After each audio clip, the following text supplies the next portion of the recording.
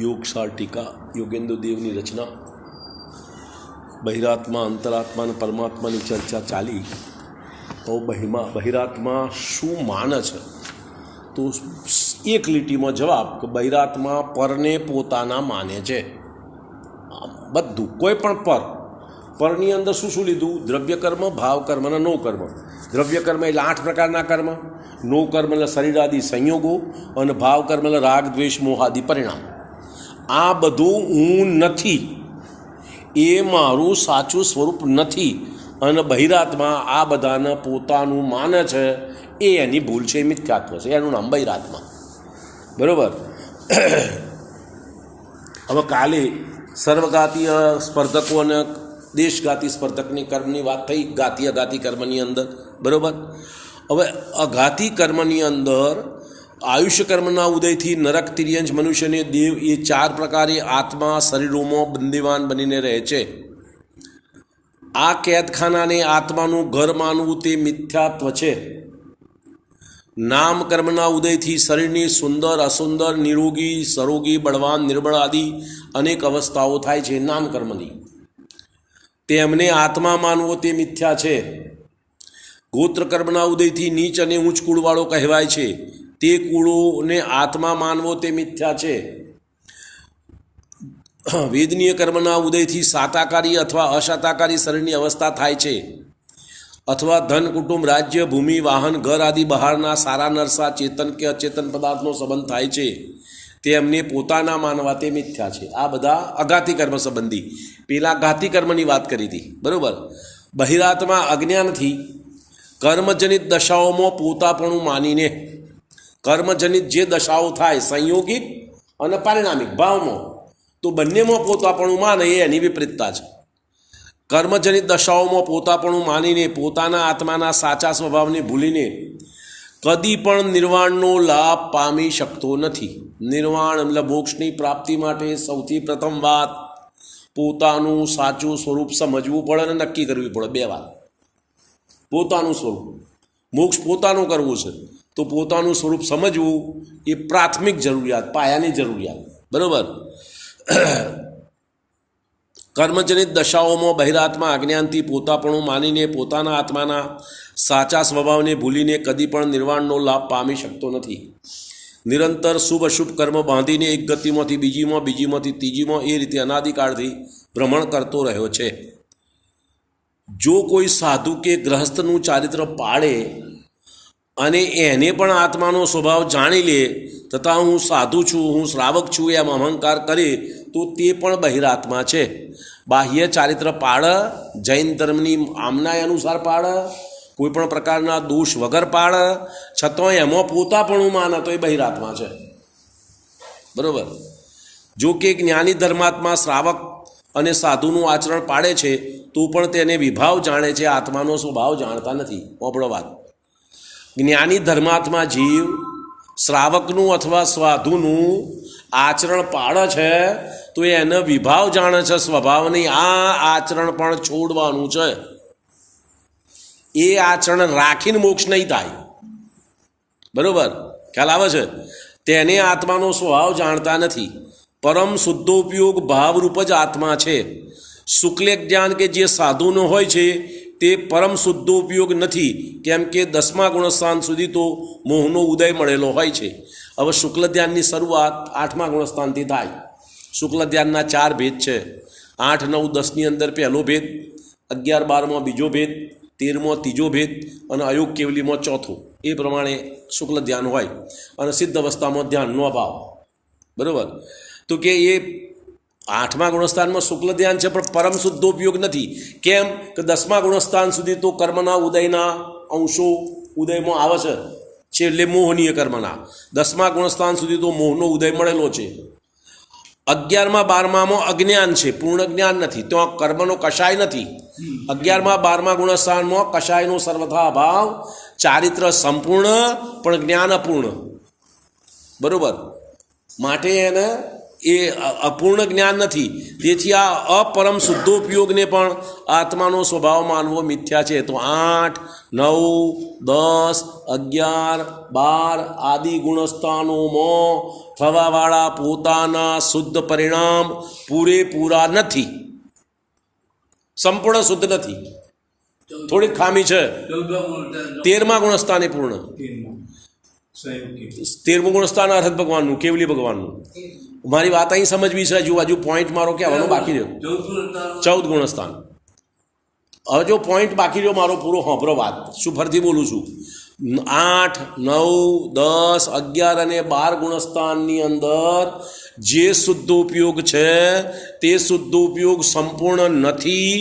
એવા અપૂર્ણ શુદ્ધોપયોગને સમ્યક દ્રષ્ટિ જીવો પોતાનું સ્વરૂપ માનતા નથી. પોઈન્ટ આ છે. જવાની વાત નથી, મોનવાની વાત છે ને. જવાની ક્યાં છે યાર? મારી પાસે પૈસા નથી અને હું મને ધનવાન મોનું એની ના છે. પૈસા હોવાના હોવાની ક્યાં વાત છે? પોઈન્ટ સમજમાં આવે છે. 8, 9, 10, 11, 12 ગુણસ્થાનમાં શુદ્ધોપયોગ તો છે, પૂર્ણ નથી.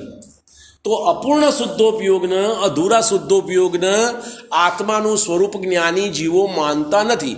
આત્માનું સ્વરૂપ તો સંપૂર્ણ શુદ્ધોપયોગ છે. પોઈન્ટ સમજવાની વાત એ છે. ફરીથી બોલું છું, જુઓ. જો કે જ્ઞાની ધર્માત્મા શ્રાવક અને સાધુનું આચરણ પાડે છે તો પણ તેને વિભાવ જાણે છે, આત્માનો સ્વભાવ જાણતા નથી.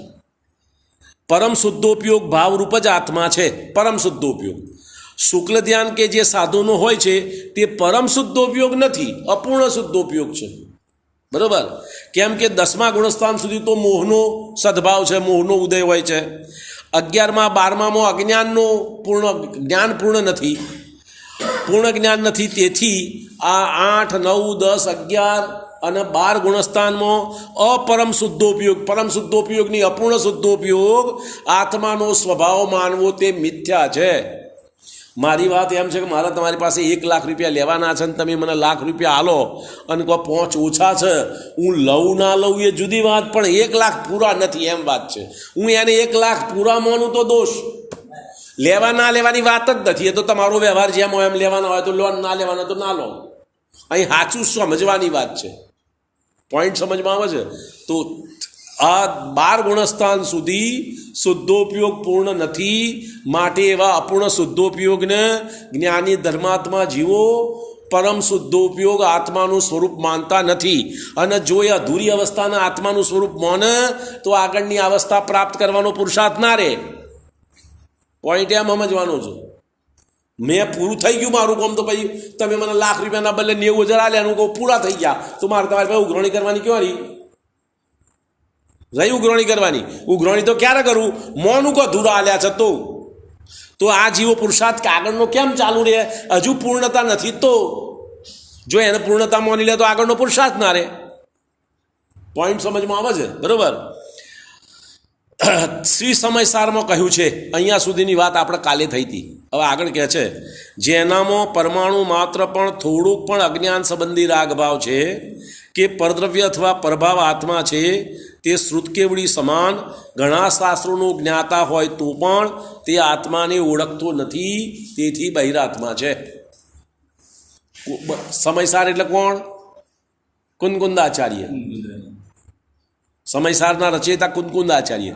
કુનકુંદાચાર્ય એમ લખે છે, પરમાણુ માત્ર પણ અજ્ઞાન સંબંધી રાગભાવ હોય તો ગમે તેટલા શાસ્ત્ર ભણે અને જો પોતાને આત્માને ઓળખતો નથી તો બહિરાત્મા છે.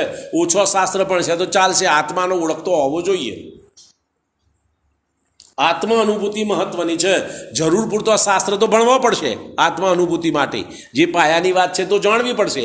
તત્વનો અભ્યાસ, છદ્રવ્યનું સ્વરૂપ, વસ્તુ સ્વરૂપ, આ બધું તો સમજવું પડે. નયનું જ્ઞાન, શાસ્ત્રની આચાર્યની ભાષાનો અભિપ્રાય, આ બધી વસ્તુ સમજવી પડે, જુદી વાત. પણ તમને જો આત્મા અનુભૂતિપૂર્વક શાસ્ત્ર સ્વાધ્યાય છે તો બરોબર છે, અને આત્મા અનુભૂતિ રહિત ગમે તેટલો શાસ્ત્ર સ્વાધ્યાય છે તો પણ બહિરાત્મા છે. બરોબર? પુરુષાર્થ સિદ્ધિ ઉપાયમાં અમૃતચંદ્ર આચાર્ય કહે છે. હવે પુરુષાર્થ સિદ્ધિ ઉપાય શ્રાવકાચાર છે, શ્રાવકના આચારનો ગ્રંથ આપણે અહીં વાંચનમાં આવી ગયો હમણાં. બરોબર? એમાં કહે છે 10, 12, 13 ને 14 તેની ગાથા પુરુષાર્થ સિદ્ધિ ઉપાયની. આ જીવ અનાદિ કાળથીની પરિપાટીથી જ્ઞાનાવરણાદિ કર્મોના ઉદય સાથે પરિણમન કે વ્યવહાર કરતો થકો જે પોતાના શુદ્ધ પરિણામ કરે છે તેમનું જ તે અજ્ઞાની જીવ પોતાને કરતા ભોગતા માની લે છે કે મેં સારું કર્યું, ખરાબ કર્યું, સુખી છું, દુઃખી છું વગેરે. આ અજ્ઞાની જીવની દશા આ છે અત્યાર સુધી, મારી તમારી. અજ્ઞાની એટલે પેલા, આપણે નહીં. હા, આપણે. બરાબર, પોઈન્ટ સમજાવો. બરાબર. આ જીવ અનાદિકાળની પરિપાટીથી જ્ઞાનાવરણાદિ કર્મોના ઉદય સાથે પરિણમન કે વ્યવહાર કરતો થકો જે પોતાના શુદ્ધ પરિણામ કરે છે તેમનો જ તે અજ્ઞાની જીવ પોતાને કરતા અને ભોગતા માની લે છે. પરિણામને શું માને છે? મેં સારું કર્યું, ખરાબ કર્યું, સુખી છું, દુઃખી છું વગેરે આવા પરિણામ પોતાના માને છે. આ અજ્ઞાનમય જીવના પરિણામોનું નિમિત્ત પામીને આવા પરિણામ તમે કર્યા એટલે એના નિમિત્તે બીજી પૌદ્ગલિક કર્મ વર્ગણાઓ સ્વયં કર્મરૂપ થઈને જીવ સાથે બંધાય છે, નવા કર્મ બંધાય છે આ પરિણામથી. હવે પોઈન્ટ ઘણા લોકો દલીલ કરે છે કર્મનો ઉદય શુદ્ર મંદ થાય તો અમે પ્રયત્ન કરીએ, અમે શું કરીએ, મારા હાથમાં શું છે, એમ ઘણા કહે છે. પણ હવે વાત તમે સમજો, કર્મનો ઉદય છે, તમે તમારા પરિણામનો ઓળખવાનો પ્રયત્ન કરો તો તમને તમારા પરિણામ ઓછા વધતા જણાય છે કે નથી જણાતા એટલું બોલો. પ્રયત્ન કરો જેટલું તમને જણાય. અને કર્મનો ઉદય જણાય છે કોઈને? કર્મનો મારી પોઈન્ટ જે સવાલનો જવાબ આલો, આડી એવી વાત ના કરો. કર્મનો ઉદય તમારા જ્ઞાનમાં, તમારો કર્મનો ઉદય તમને જણાય છે? હજુ અવરી વાત જવાબ આલે છે તું. જે પૂછ્યું એનો જવાબ આલ ને, અવરો શું કા જવાબ આલું છું? કર્મનો ઉદય તમારા જ્ઞાનમાં તમને જણાય છે? નથી જણાતું. અને કર્મના ઉદયથી થવાવાળા ભાવો ઓછા વધતા તમારા જ્ઞાનમાં તમને જણાય છે? જણાય છે. તો જે નથી જણાતું એમાં પ્રયત્ન થાય કે જે જણાય છે એમાં થાય? બોલો સુંદરલાલ. મહેનત શેમાં કરવાની? જણાય એમાં મહેનત કરવાની. જે નથી જણાતું એમાં શી રીતે મહેનત કરશો? તો શું જણાય છે? પરિણામ. તો પરિણામમાં મહેનત કરો. તમારે એ નથી કબૂલ કરવું, મારે તો પેલા મહેનત કરવી છે, પેલા કર્મમાં મહેનત કરવી છે. શિખરજીની 7 વખત વંદના કરી આવું તો મને કર્મ મટી જાય, ઓછો થઈ જાય. જો તમારું જ્ઞાન નથી પહોંચતું તો મહેનત કરવી છે. અને જો તમારું જ્ઞાન પહોંચે છે, આચાર્ય કહે છે, એ નથી કરવું, એનું નામ બહિરાત્મપણું. આ ઊંધી વાત. બહિરાત્મપણું એટલે ઊંધાઈ સાદી ભાષામાં. બરાબર. હવે આ પ્રમાણે તે સારા ખોટા પરિણામ કર્યા એટલે નવો કર્મબંધ થયું. હવે કર્મબંધને તું રોકવો હોય તો તારા પરિણામ સુધાર. એમનામ કર્મબંધ તો એમનામ તો નહીં થઈ જાય. તારા પરિણામ હારો હશે ને કર્મબંધ થઈ જશે? કેવી રીતે કર્મબંધ થશે? અરે કર્મબંધ સારો એટલે શુદ્ધ પરિણામ હોય તો કર્મની નિજરા થાય. હા, તમને રાગ દ્વેષ મોહ પરિણામ થાય તો બંધ થાય ને. તો તમારે બંધ ના કરવો હોય તો શું કરવું પડે? શુદ્ધ પરિણામ કરવો પડે ને. શું કરવું પડે? શુદ્ધ પરિણામ. ક્યાં આગળ થાય પરિણામ? પોતાનામાં. અને કેવી રીતે થાય એ પ્રેક્ટિકલ કરીને સમજો. વાતો કરીને, ગપ્પો મારીને, બૂમાબૂમ કરીને ના કામ થાય. પોઈન્ટ સમજમાં આવે છે? તો જે આ જીવ રાગ દ્વેષ રૂપ મોહ રૂપ પરિણામ કરે છે એના કારણે નવો કર્મ બંધાય છે. હવે કર્મ બંધવાનું કારણ તો તારો પરિણામ છે. કર્મથી છૂટવાનું કારણ તારો પરિણામ છે. અને તારો પરિણામ તારા જ્ઞાનમાં જણાય છે તો મહેનત તું કરી શકું. કેટલી કરી શકું? મારા કરતાં ઓછી કરું, વધારે કરું, પેલા કરતાં ઓછી કરી, વધારે કરીએ, બરોબર. પણ જે કરી શકું એ તું કરી શકું. તારી મહેનત તારાથી જેટલી થાય એટલી થાય. બધાની હરખી થાય એવો તો નિયમ નથી. બરોબર છે ને? હવે આગળ બીજી પૌદ્ગલિક કર્મ વર્ગણાઓ સ્વયં કર્મરૂપ થઈને બંધાઈ જાય છે. જ્યારે આ જીવ સ્વયં પોતાના અશુદ્ધ ભાવોમાં પરિણમે છે ત્યારે પૂર્વે બાંધેલું પૌદ્ગલિક કર્મ ઉદયમાં આવીને તે અશુદ્ધ ભાવનું નિમિત્ત થાય છે. હવે પોઈન્ટ વાપરજો. અમૃતચંદ્ર આચાર્ય લખે છે, મારી વાત નથી કહેતો, આ પુરુષાર્થ સિદ્ધિ ઉપાયની વાત. પોઈન્ટ બરોબર સાંભળો શું કહેવા માગે છે. કર્મનો ઉદય હોય ને પરિણામ થાય એમ નહીં. બરોબર વાત ભરત સાંભળજો, ફરીથી બોલું છું. જ્યારે આ જીવ સ્વયં પોતાના અશુદ્ધ ભાવોમાં પરિણમે ત્યારે પૂર્વે બાંધેલું પૌદ્ગલિક કર્મ ઉદયમાં આવીને તે અશુદ્ધ ભાવનું નિમિત્ત થાય છે. એ કર્મ ઉદય આવે છે ને અશુદ્ધ ભાવ થાય છે એમ નહીં.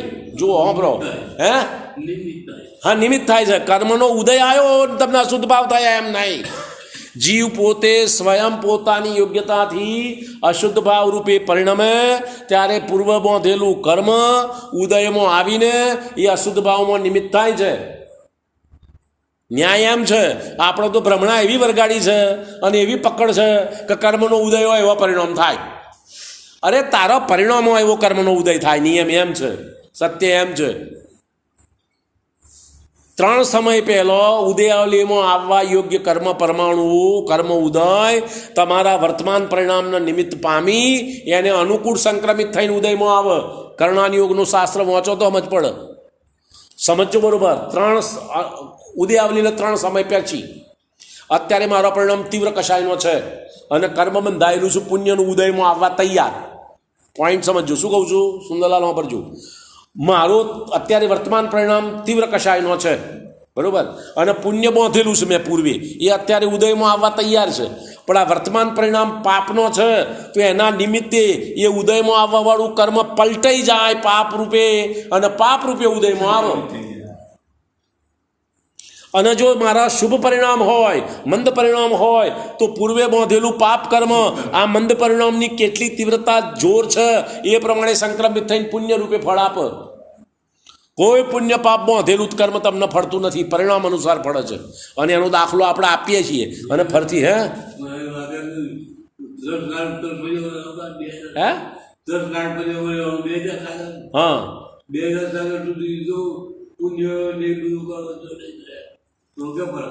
મારી બીજી વાતમાં પર હું તને દાખલો આલું. 2000 સાગરમાં ફરજિયાત રહેવાનું, ઓછામાં છૂટીને નરકમાં જતો નિગોદમાં જતો રહે જાય ને એટલે તમે પરિણામ બગાડ્યો તો પહેલાંની ગોદમાં જ્યાં પરિણામ સારો હોત તો 2000 સાગર પૂરો કરીને જા, અને પરિણામ સારો હોત તો મોક્ષે જતા રહેત. નિગોદમાં જવાનું ના રહેત ને. કોના આધારે? પરિણામ ના આધારે ને. હવે 2000 સાગરનો નિયમ તમારે બાંધી રાખવો છે કે પરિણામ ઉપર ધ્યાન આપવું છે. શું કરવાનું? પુરુષાર્થ ક્યાં કરવાનું? હવે પોઈન્ટ બીજો હું કહેવા માગું છું, આપણો શ્રેણિક રાજા સમ્યક દ્રષ્ટિ. શ્રેણિક રાજા સમ્યક દ્રષ્ટિ આવતી 24 વખતે ક્ષાયિક સમ્યક દ્રષ્ટિ. પહેલા તીર્થંકર, અત્યારે ક્યાં છે? નરકમાં. સારું મારું પૂછવું છે. ક્ષાયિક સમ્યક દ્રષ્ટિ, સામાન્ય સમ્યક દર્શન નહીં. કેવું સમ્યક દર્શન? હવે ક્યારેય છૂટવાનું નહીં એવું સમ્યક દર્શન. કેવું સમ્યક દર્શન સુંદરલાલ? હવે છૂટવાનું જ નહીં, કાયમ માટે રહેશે જ્યાં સુધી કેવળ જ્ઞાન થયા ત્યાં સુધી એનો અભાવ જ ના થાય એવું સમ્યક દર્શન પ્રાપ્ત કર્યું. અત્યારે ગયા છે નરક ગતિમાં. હવે એમને અહીંયા ક્ષાયિક સમ્યક તો હતું, શ્રેણિક રાજાના ભાવમાં મનુષ્ય ગતિમાં હતા, તારે પુણ્ય બાંધ્યું હતું કે નહોતું બાંધ્યું એમ પૂછું છું. પુણ્ય કર્યું છે ને? કર્યું હોય ને, બરાબર છે. હવે નરક ગતિમાં એમને પુણ્યનો ઉદય લાવો. તા પુણ્ય પડી રહે, ઉદયમાં ના આવે એવો નિયમ છે. જે કર્મ બાંધ્યું હોય એના ક્રમસર દરેક સમયે એક ભાગ ઉદયમાં આવે જ, એને કોઈ રોકી ના શકે. તે પુણ્ય ત્યાં શું કરે? એમના વર્તમાન પરિણામ અશુભ લેશ્યરૂપ હોવાના કારણે એ પુણ્ય સંક્રમિત થઈ પાપનું ફળ આપે. ભલે ક્ષાયિક સમ્યક દર્શન ઢગલો પાપનો હોય કે ઢગલો પુણ્યનો હોય? પુણ્યનો. હું તો એની વાત કરું છું.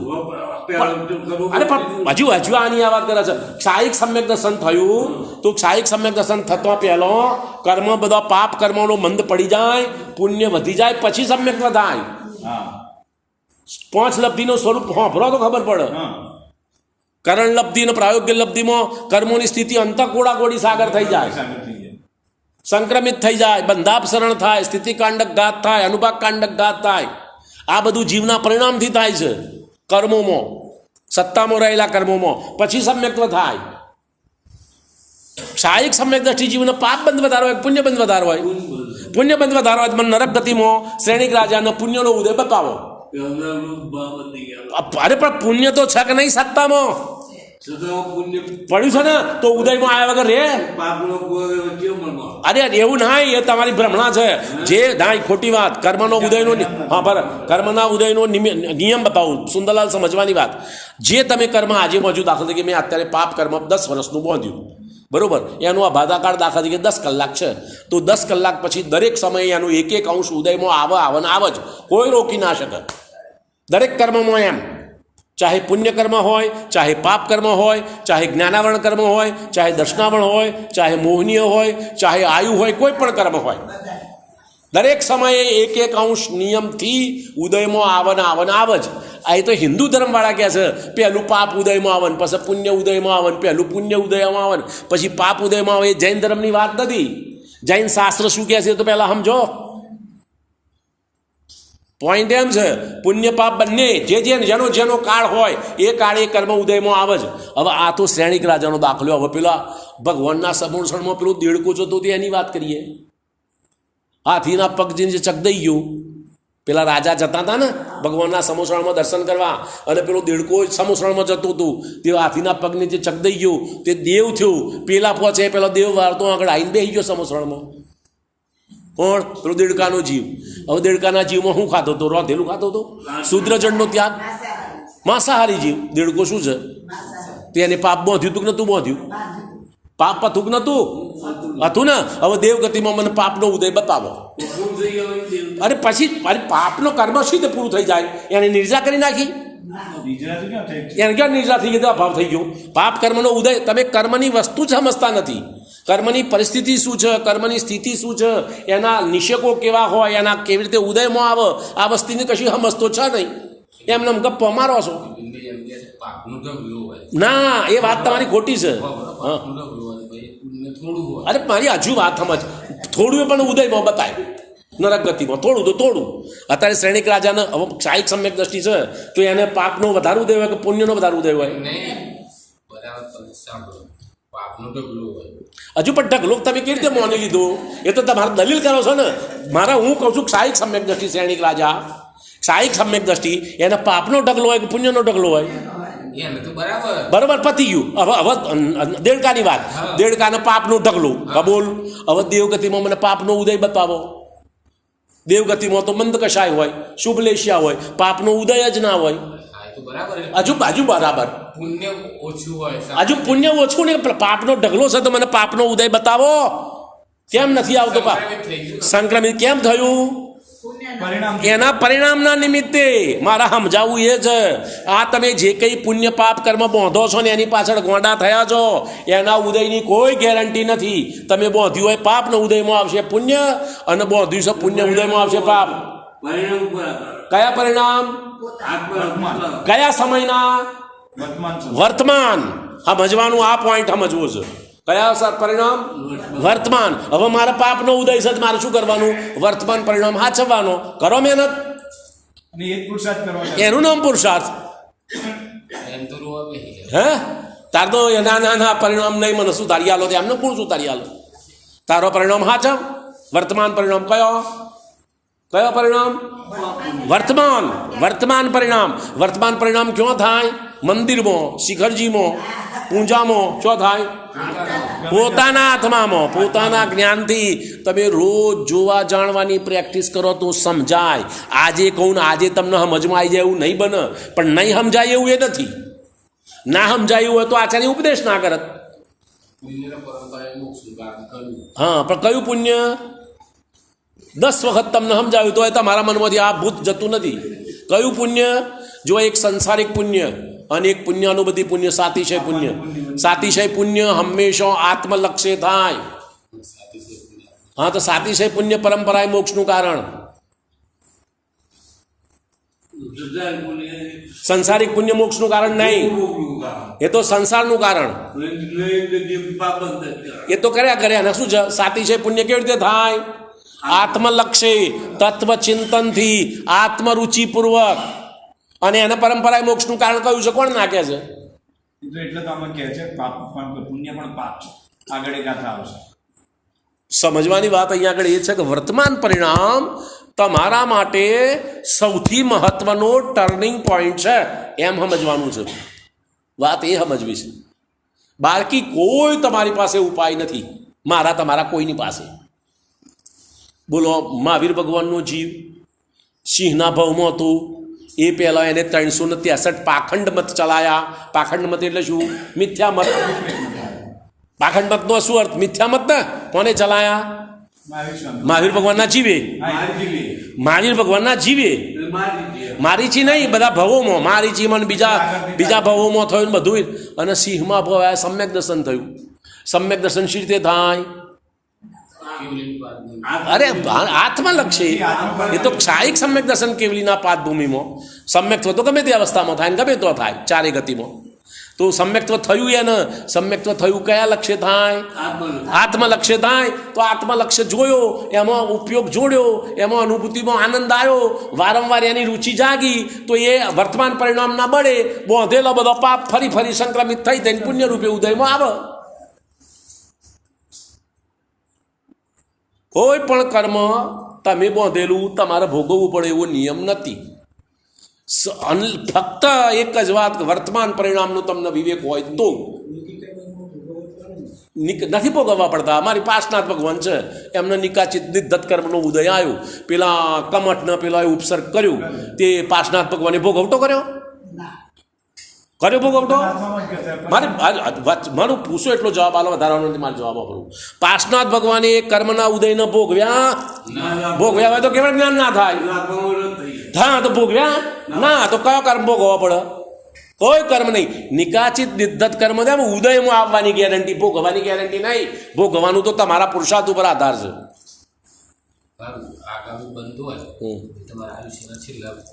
એ તો એ ફક્ત ગતિબંધની વાત છે, આયુબંધની વાત. ના ના, એવું કશું નહીં છેલ્લા વર્ષોમાં થાય. તમે ત્રિભાગી અવસ્થા મુજબ થાય. એવું કોઈ નિયમ નથી મોટા ભાગનું અમને પહેલા ભાગનું અમે એવી વાતો નથી. એ તો તેમ કપોળકલ્પિત ઉભા કરો છો સવાલો. મને શ્રેણિક રાજાના નરક ગતિનો બંધ પહેલો થઈ ગયો, પછી સમ્યક દર્શન થયું. એવું કોઈ નિયમ થોડો છે છેલ્લા ભાગમાં થાય. એ તો આપણે સમજાઈએ છે એમ કે ત્રિભાગી અવસ્થામાં તમારા આયુષના છેલ્લા વર્ષોમાં વધારે ત્રિભાગી અવસ્થાના બંધ યોગ્ય સમય આવે એમ કેવું છે.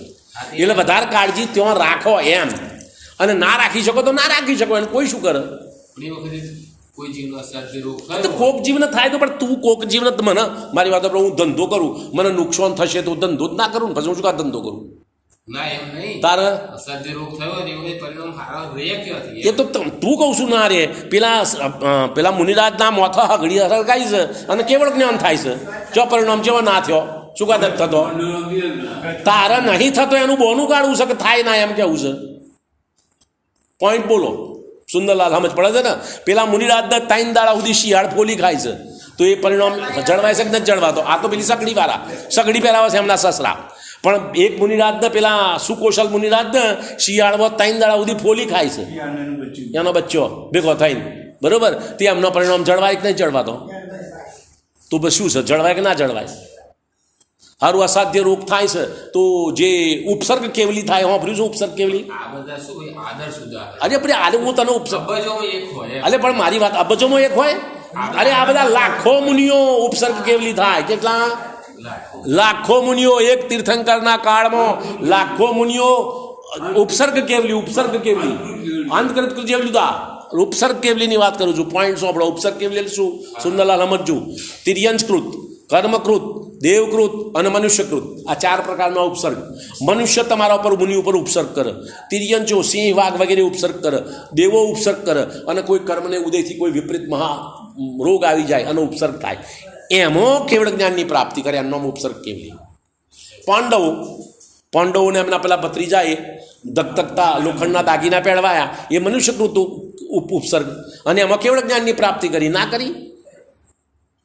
કેટલા મુનિઓ થાય આવા ઉપસર્ગ કેવલી? કેટલા થાય? એક તીર્થંકરના કાળમાં લાખો. કેટલા તીર્થંકર? એક તીર્થંકરના કાળમાં લાખો. તીર્થંકર કેટલા? અનંત. હું 24. એ તો 24 તો તમારા કાળ માટે 24. પછી શું છે? મારી બીજી વાત ખબર. તું ચાનો વેપાર કરું છું, તો મારે સમજવાની વાત. ચાના વેપારમાં કરોડપતિ કેટલા તું ચમ ના થયો? તારા સિવાય બીજા બધા કરોડપતિ છે, બીજા દિવાળી નહીં કાઢ્યો? ઘણા દિવાળીઓ કાઢ્યો ને તું તો ચલાવું છું, ધંધો ચાલે છે, નફો ઓછો વધતો મળે છે, ઘણા તો નુકસાન કર્યું, માલ મિલકત વેચવી પડી. એવું એ બન્યું ને, તો શું કરવાનું બોલો? ચાનો વેપાર સારો ખોટો? હે? એનો કોઈ કિંમત નથી યાર. તારી શું વાત છે? તારી શું સમજ છે? એની કિંમત છે.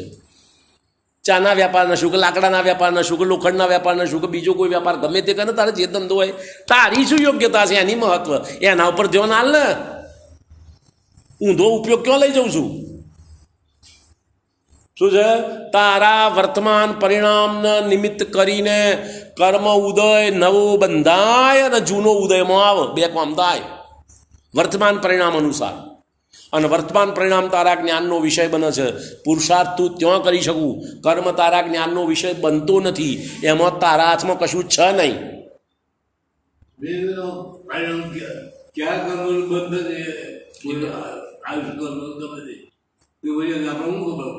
મારી બીજી વાત વાપરો, આ વાત તો તારી સાચી, પણ કાલે 50 રૂપિયા બકરો થયો તો આજ 60 થયો તો વધારે થયો એમ ખબર પડી કે ના પડી? પડી ને. તો પરિણામ તમે રોજ જુઓ તો કાલના પરિણામ કરતો આજ બંધ છે અથવા તીવ્ર છે એવી સમજ પડે ને. તો તમને જેટલી સમજ પડે એટલી મહેનત રાખો. શું છે મારી તમારા પરિણામ? પણ તમે 3 દાડાનો પરિણામ જોયો હોય તો 3જા દાડે મેળવો. તમે કોઈ દાડો પરિણામ જોતા જ ના હોય તો શું મેળવો? આપણે તો પરિણામ જોવા નથી, કોરી દલીલો કરવી છે. તમે પરિણામ તમારા જુઓ, એને મેળવો, પછી દલીલ કરો તો તમને વાત સમજાય. એમને દલીલ કરો તો ખાલી મગજમારી ચાલશે, સમજાશે કશું નહીં. બરોબર? તમારા પરિણામ જુઓ, કાલે કેવા હતા, આજે કેવા થયા. કાલે મંદિરમાં આવ્યો ત્યારે આવો કશાય થયો હતો, આજે આટલું ના થયું, આજે વધારે થયું, કાલે ઓછું થયું હતું. એ ક્યારે થાય? રોજ પરિણામ જુઓ તો એની મેળવણી કરો તો સમજાય. સમજમાં આવે છે વાત? બોલો. આ પેલા ઓડ આવે છે, ઓડ માટી કામ કરવા વાળા, તે તમારું ખેતર જોઈને કહી દે કે આટલા વીઘો છે. માપ બાપને ફૂટ ટેપ ના વાંચતા આવડે, કેટલા ફૂટ લોબુ પર છે માપ તો ના આવડે, જોઈને કહી દે. તે ટેપ વાંચવાની જરૂર ક્યાં છે? અનુભવથી સમજ પડી ને આટલું કામ થાય. પડી ને સમજ? તો તમે પરિણામ મેળવો ને શાસ્ત્ર ના વાંચતા આવડતું હોય તો તમને ખબર પડશે કાલ કરતો સારો છે ને કાલ કરતો ખોટો છે. એ મહત્વનું છે, એની મહેનત કરવાની છે. અને તમારા વર્તમાન પરિણામ જળવાશે તો નવો કર્મબંધ અળવો થશે અને જૂનો કર્મબંધ મંદ થઈને ઉદયમાં આવશે. 2 ફાયદા થશે. ફરીથી બોલું, જુઓ. જ્યારે આ જીવ સ્વયં પોતાના અશુદ્ધ ભાવોમાં પરિણમે છે ત્યારે પૂર્વે બાંધેલું પૌદ્ગલિક કર્મ ઉદયમાં આવીને તે અશુદ્ધ ભાવનું નિમિત્ત થાય છે. કર્મ ઉદય અનુસાર ભાવ થયો એમ નહીં, ભાવ અનુસાર કર્મ ઉદય થઈ ગયો, બાંધેલો ફરી ગયો. બરોબર? આ રીતે કર્મફળ ભાવોને, કર્મના બંધને અને કર્મના ઉદયને બહિરાત્મા પોતાના માને છે અને પરિણામનું ભાન નથી. પેલા કર્મની જે બહારની વ્યવસ્થા છે એને પોતાના માને છે અને પોતાનો પરિણામ થાય છે એનું ભાન નથી, એનું નામ બહિરાત્મા. બરોબર? નિશ્ચયથી આત્મા આ સર્વ કર્મકૃત ભાવોથી જુદો છે. અને સાત્ય વાત તો એ છે, નિશ્ચય એટલે સત્ય વાત એ છે, આ કર્મ ઉદયથી થવાવાળા ભાવોથી આત્માનું સ્વરૂપ અલગ પ્રકારનું છે. આ કર્મકૃત ભાવો તો વિભાવ છે, સ્વરૂપ નથી. આત્માનું સ્વરૂપ નથી આ. બરોબર? નિશ્ચયથી આત્મા આ સર્વકર્મકૃત ભાવોથી જુદો છે તો પણ અજ્ઞાની બહિરાત્માઓને એવો જ ભ્રમ રહે છે કે તે બધા ભાવ વિકાર દશા મહારાજ છે. આ ભ્રમણા બહિરાત્માની છે. કર્મકૃત પરિણામોને અથવા રચનાને જે નિશ્ચયથી પર છે, આ કર્મકૃત પરિણામ અને કર્મ સંયોગોથી મળેલા બાહ્ય નિમિત્તો એ બધું પર છે.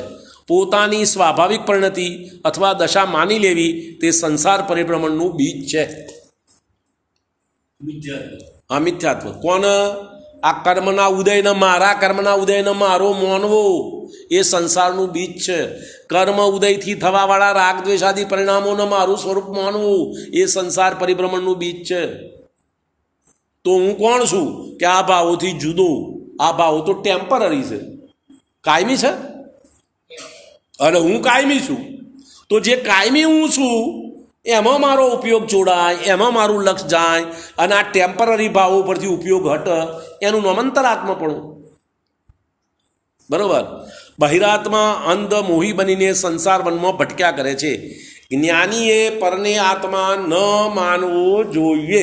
શું છે ભરત? જ્ઞાનીએ પરને આત્મા ન માનવો જોઈએ. નામ જ્ઞાનીપણું. આપણા મનમાં જુઓ, તમે સવાલ કર્યો પણ કર્મ ઉદય તો છે ને, એનો અર્થ શું થયો? તમે સવાલ તો એટલો જ કર્યો ને કે કર્મ ઉદય તો ખરો ને, એટલે એનો અર્થ કે તમને કર્મ ઉદય એકલો જ્ઞાનમાં છે, આત્માનો પરિણામ જ્ઞાનમાં નથી.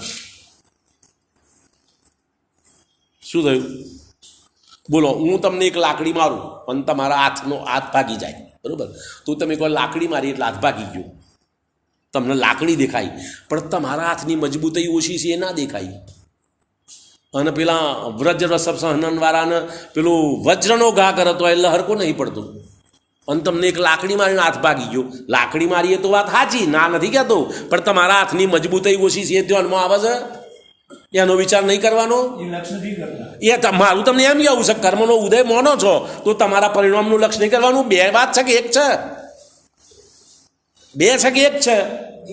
તો બેનો વિચાર કરો ને. અને તમારું છે એનો વધારે વિચાર કરો. પારકાનો તમે શું કા વધારે વિચાર કરો છો? જે પર છે, કર્મ તો પૂતગલ દ્રવ્ય છે, એનો વધારે વિચાર શું કા કરવો છે? તમારું સ્વદ્રવ્ય છે એનો વધારે વિચાર કરો. પોઈન્ટ સમજમાં આવે છે? કોઈ પણ કાર્ય ઉપાદાન નિમિત્ત વગર બનતું નથી. તો ઉપાદાનનો વિચાર કરો ને, એકલા નિમિત્તનો વિચાર કર્યા વગર. ઉપાદાન કોણ? હું. અને નિમિત્ત પર. તો મારું શું થઈ રહ્યું છે એનો વિચાર કરતા. પરમાં તારું કંઈ ચાલવાનું નથી, તારો પુરુષાર્થ ચાલશે તો તારામ ચાલશે, બરોબર? દેહાદિક જે પર કહ્યા તે નિજરૂપ ન થાય.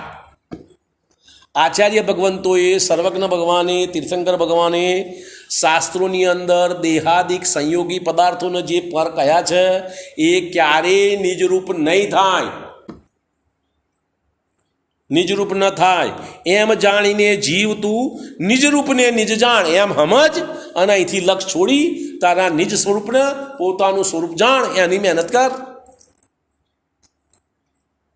કર્મ ઉદય કયું? તો કર્મ ઉદય સાથે પરિણામ છે કે નહીં તમારો? તો કર્મ ઉદયનો લક્ષ કરવાનું, પરિણામનું નહીં કરવાનું. લાકડી મારીને તમારો હાથ ભાગ્યો તો તમારા હાથની મજબૂતાઈ ઓછી છે એનો વિચાર નહીં કરવાનો. કરવાનો ને? ના નથી, નિમિત્તની ના નથી. તો અહીંયા કર્મ ઉદય છે, પરદ્રવ્ય છે, સંયોગ છે, એની ના નથી. એ તું ગમે તેટલી ભ્રમણા કરે નિજરૂપ નહીં થાય. માટે તારા નિજરૂપને તું તારું સ્વરૂપ જાણ, અને આ ભ્રમણામાંથી છૂટ. એ બહિરાત્માપણાનો અભાવ કરવાનો ઉપાય છે. શરીર આદિને પોતાના આત્માથી ભિન્ન કહેવામાં આવ્યા છે. તે પદાર્થ આત્મા થઈ શકતા નથી, અને તે રૂપે આત્મા થઈ શકતો નથી. આત્મા પરરૂપે ના થાય ને પર આત્મરૂપે ના થાય. એમ સમજીને હે જીવ, તું પોતાના આત્માને જાણ અને સંપૂર્ણ સાચા આત્માનું જ્ઞાન કર, બરોબર? બહિરાત્મા જ્યારે પરવસ્તુઓને, પરભાવોને પોતાનો આત્મા માને છે ત્યારે અંતરાત્મા એમ માનતો નથી. અંતરાત્મા પરવસ્તુને, પરભાવોને પોતાનો માનતા નથી. આ બેનો તફાવત. બહિરાત્મા કોણ, અંતરાત્મા કોણ? અંતરાત્મા એમ માને છે કે આત્મા આત્મરૂપે જ છે. આત્માનો સ્વભાવ સર્વ અન્ય આત્માઓથી, પૂતગલ આદિ 5 દ્રવ્યોથી, 8 કર્મોથી, 8 કર્મના ફળથી અને સર્વ રાગાદિ ભાવોથી નિરાળું પરમ શુદ્ધ છે. જુઓ, હવે બધા જીવ દ્રવ્ય અજીવમાં આવે. તત્વની વાત કરીએ તારે શું છે? દ્રવ્યની વાત કરીએ તો બધા જીવ દ્રવ્ય દ્રવ્યમાં આવે, જીવ દ્રવ્યમાં આવે. અને તત્વની વાત કરીએ તો જીવ તત્વમાં મારો એકલો જ આત્મા, બાકીના બધા આત્મા અજીવ તત્વમાં આવે. જો અહીંયા આગળ આ વાતા લખી છે, હોંભરો. આત્માનો સ્વભાવ અન્ય સર્વ આત્માઓથી જુદો. શું છે? બરોબર? અન્ય સર્વ આત્માઓથી, પૂતગલ આદિ 5 દ્રવ્યોથી, 8 કર્મોથી, 8 કર્મના ફળથી અને સર્વ રાગાદિ ભાવોથી નિરાળો પરમ શુદ્ધ છે. ભાઈ ગૌતમ ગણધરની વાત આવે છે, કથાનકમાં આવે છે, ક્યાં અત્યારે મને યાદ આવતું નથી, પણ એનો વાત તમને ખાલી પોઈન્ટ બતાવી દઉં. ભગવાનને ગૌતમ ગણધર મહાવીર ભગવાનને પૂછે છે, પ્રભુ મારું કલ્યાણ ક્યારે થશે? ત્યાં હમણાં ગૌતમ ગણધર કરોડપતિ થવું હતું, અબજપતિ થવું હતું, શાનું કલ્યાણ? હે એમ તો 4 જ્ઞાન તો હતો. કેવળ જ્ઞાન પ્રાપ્ત કરવાનું હતું. શું કલ્યાણ? કેવળ જ્ઞાન પ્રાપ્ત કરવું એ જ કલ્યાણ ને. એમના માટે તું મહાવીર ભગવાન કહે છે, જ્યાં સુધી તારું લક્ષ્ય મારા ઉપર છે ત્યાં સુધી તારું કલ્યાણ નથી. કુના ઉપર છે લક્ષ્ય? ગૌતમ ગણધરનું લક્ષ્ય કુના ઉપર? મહાવીર ભગવાન સાક્ષાત તીર્થંકર ઉપર છે, તો સુધી એમનું કલ્યાણ નથી, એમ મહાવીર ભગવાન કહે છે. અને મહાવીર ભગવાનનું મોક્ષ થયા પછી 24 કલાકમાં કે એટલા ટૂંક સમયમાં ગૌતમ ગણધરને કેવળ જ્ઞાન થઈ જાય છે. કારણ કે મહાવીર ભગવાનનું લક્ષ છૂટ્યું પછી તો બીજા લક્ષ લઈ જવાનું હતું નહીં સંસારમાં, પોતાના આત્મામાં લઈ ગયા. અરે બાહુબલીની જે પોઈન્ટ ચાલે એની વાત કર. ના એ વાત નથી, એ તો વાત જુદી છે. એમને તો 1 વર્ષ લાગ્યું અને અમને તો 24 કલાક નહીં લાગ્યા. બધી વાત હરખી નથી. પોઈન્ટ આપણે સમજવું શું છે, કોના ઉપર લક્ષ હતું? મહાવીર ભગવાન સાક્ષાત તીર્થંકર ઉપર. અને તમને બીજા આત્માની ના પાડી હશે તો આકળ વિકળ થઈ જાવ છો. જીવ તત્વની અંદર મારો એક જ આત્મા આવે, બાકી બધા જીવો અજીવ તત્વમાં આવે. અને જીવ દ્રવ્યની વાત કરું તો બધા દ્રવ્યો દ્રવ્યમાં આવે. આ 2 તફાવત સમજો, બરોબર? તો તમારું પોતાનું લક્ષ્ય નહીં કરો ત્યાં સુધી તમારું કલ્યાણ નથી. ભગવાનના લક્ષ્ય તમે તમારા કલ્યાણનો માર્ગ જાણી શકો. શું છે? આ ભગવાનના આશ્રયથી, એમના ઉપદેશથી, એમની વાણીથી તમારો કલ્યાણનો માર્ગ શું છે એ તમે સમજી શકો. પણ એ માર્ગ અપનાવવા માટે ભગવાનનું લક્ષ્ય છોડવું પડે. વાત એ માર્ગ અપનાવવા માટેનો અર્થ શું થયો? ભગવાનનું લક્ષ્ય છોડવું પડશે. જો સુધી ભગવાનનું લક્ષ્ય તો સુધી તમારો ઉપયોગ તમારામાં એકાગ્ર નહીં થાય. સમજવા માટે એમની જરૂર છે અને સમજ્યા પછી છોડવાની જરૂર છે. 2 વાત છે, બરોબર? હવે કહે છે પરમ શુદ્ધ છે, ભેદ વિજ્ઞાનની કળાથી તે આત્માને પરથી બિલકુલ ભિન્ન શ્રદ્ધે છે. અંતરાત્મા ભેદ વિજ્ઞાનની શક્તિથી જ બ્રહ્મભાવનો નાશ થાય છે. ભેદ વિજ્ઞાનના કારણે આ પર સાથે એકત્વપણાની ભ્રમણા છે, મમત્વપણાની ભ્રમણા છે, કર્તાપણાની ભ્રમણા છે, ભોગતાપણાની ભ્રમણા છે. એ બધી ભ્રમણાનો અભાવ થાય છે ભેદ વિજ્ઞાનથી. હંસ દૂધને પાણીથી જુદું પાડીને ગ્રહે છે. ખેડૂત અનાજમાં ચોખાને ફોતરાથી જુદા જાણે છે. સોનાની માળામાં શરાબ સુવર્ણ અને દોરાથી આદિથી ભિન્ન સમજે છે. રાંધેલી શાકભાજીમાં મીઠાના સ્વાદથી શાકને ભિન્ન સમજદાર મનુષ્યને આવે છે. ચતુર્વૈદ એક ગોળીમાંની સર્વ ઔષધિઓને અલગ અલગ સમજે છે. આ બધા દાખલા આલ્યા સંસારિક. એવી રીતે જ્ઞાની અંતરાત્મા આત્માને સર્વદેહાદી પરદ્રવ્યોથી ભિન્ન જાણે છે. પરદ્રવ્યોથી જુદો કરવાની વાત નથી, જાણવાની વાત છે. થશે એના મેટી, તમારાથી નહીં થાય.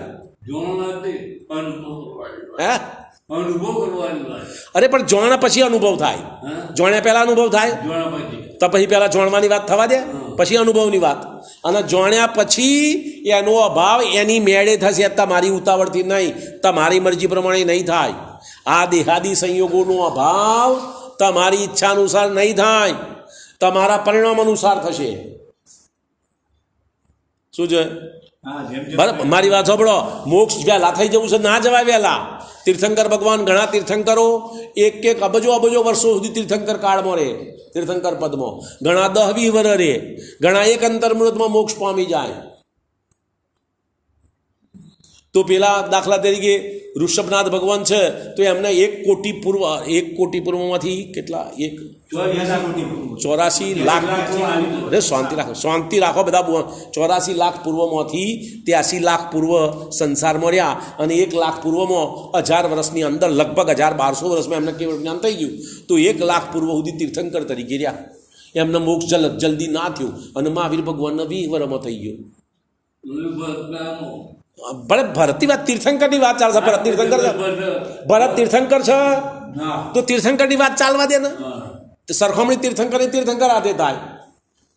ઋષભનાથ ભગવાનને 1 લાખ પૂર્વ સુધી તીર્થંકર પદ ઉપર રહેવું પડ્યું તો સુધી એમનો મોક્ષ ના થયો, સિદ્ધ ના થયા.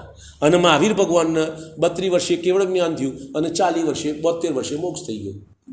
40 વર્ષ, અરે 40 વર્ષમાં એમને થઈ ગયો ને. તો તમારી ઉતાવળે અભાવ થશે શરીરનો, તમારી ઉતાવળે મોક્ષ થશે. તાર મહાવીર ભગવાન કરતો ઋષભનાથ ભગવાન ઓછા જ્ઞાની હતા એમ હતું? એમને જ્ઞાન ઓછું હતું? એમનામાં કોઈ ભૂલ હતી? ત્યાં આટલું લાંબુ રહેવું પડ્યું તીર્થંકર? એ બધા સંયોગોનો અભાવ થવાનું નિયમન એમની યોગ્યતાથી થાય, તમારા અનુકૂળ નહીં. આ ભ્રમણા કાઢી નાખો કે ભાઈ તમે આટલું જાણો કેમ આમ નથી કરતા, પેલા આમ કર્યું અને આમ કેમ ના કર્યું. એવી કોમ્પિટિશનનો આ માર્ગ નથી ભાઈ. દરેકે પોતપોતાની યોગ્યતા અનુસાર પોતપોતાના પરિણામને સમજીને પોતાના પરિણામમાં વૃદ્ધિ થાય એ પ્રમાણે પ્રયત્ન કરવાનો છે. પરિણામ બગાડવાનો પ્રયત્ન નથી કરવાનો. બરોબર. એ રીતે જ્ઞાની અંતરાત્મા આત્માને સર્વ દેહાદી પરદ્રવ્યોથી ભિન્ન જાણી લે છે. હવે આત્મા અનુભવ ગમ્ય છે. હવે જો આ જાણ્યું એ તો ભાષાથી ક્ષયોપશમ જ્ઞાનમાં નિર્ણય કર્યો, પછી એ પ્રમાણે અનુભવવાનો પ્રયત્ન કરે તો જો સાચો નિર્ણય કર્યો હોય જ્ઞાનમાં, ક્ષયોપશમ જ્ઞાનમાં શાસ્ત્ર દ્વારા સમજીને, તો એ પ્રયોગ સાચો કરશે, અને પ્રયોગ સાચો કરશે તો સફળતા મળશે. તમે રીત ખોટી સમજ્યા તો પ્રયોગ ખોટો કરશો, પ્રયોગ ખોટો કરશો તો સફળતા નહીં મળે. માટે શાસ્ત્ર દ્વારા શરૂઆતમાં ક્ષયોપશમ જ્ઞાનમાં આત્માના સ્વરૂપનો સાચો નિર્ણય જાણવો, કરવો પહેલું પગથિયું છે. એ પછી આગળ અનુભવ કરવાનો પ્રયત્ન કરે.